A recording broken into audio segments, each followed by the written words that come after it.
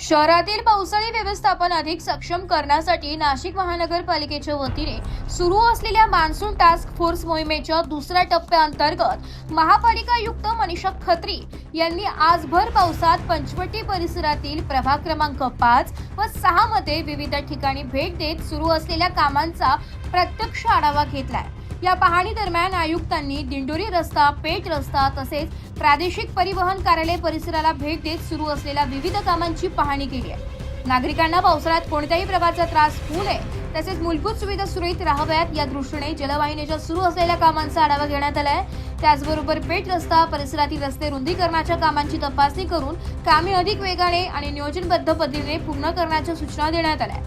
यासोबतच मुसळधार पावसाच्या काळात शहरात पाणी तुंबणे किंवा जलनिस्सारण व्यवस्थेत अडथळे निर्माण होऊ नये यासाठी विविध ठिकाणच्या मलनिस्सारण कुंपांची तसेच पावसाळी गटार आणि भूमिगत जलनिस्सारण मार्गाची पाहणी करण्यात आली आहे। भविष्यात अतिवृष्टी दरम्यान अडथळे निर्माण होऊ नये त्यासाठी प्रतिबंधात्मक उपाययोजना तातडीने हाती घेण्याबाबत संबंधित विभागांना निर्देश देण्यात आले। प्रभाग क्रमांक 6 मध्ये स्थानिक ज्येष्ठ नागरिकांशी संवाद साधण्यात आला। परिसरात वारंवार पावसाचे पाणी साचण्याच्या समस्या, त्यावरील संभाव्य पर्यायी उपाययोजना तसेच कायमस्वरूपी नियोजनाबाबत नागरिकांशी सविस्तर चर्चा करण्यात आली आहे। नागरिकांनी मांडलेल्या सूचना आणि अडचणी लक्षात घेत संबंधित विभागांना तातडीने कार्यवाही करण्यास सांगण्यात आले। या क्षेत्रीय पाहणी दरम्यान महापालिका आयुक्त मनीषा खत्री यांच्या समवेत अतिरिक्त आयुक्त प्रदीप चौधरी, शहर अभियंता संजय अग्रवाल, कार्यकारी अभियंता प्रशांत पगार, उप अभियंता नितीन राजपूत तसेच कनिष्ठ अभियंता सोमनाथ घोलप उपस्थित होते।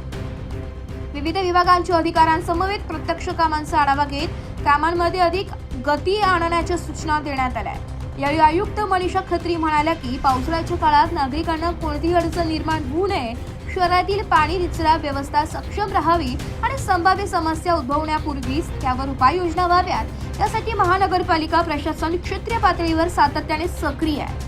प्रत्येक विभागाने समन्वयाने काम करत पावसाळी व्यवस्थापन अधिक प्रभावित करणे ही सध्या सर्वोच्च प्राथमिकता आहे। रिपोर्ट नाशिक लोकशाही न्यूज नाशिक।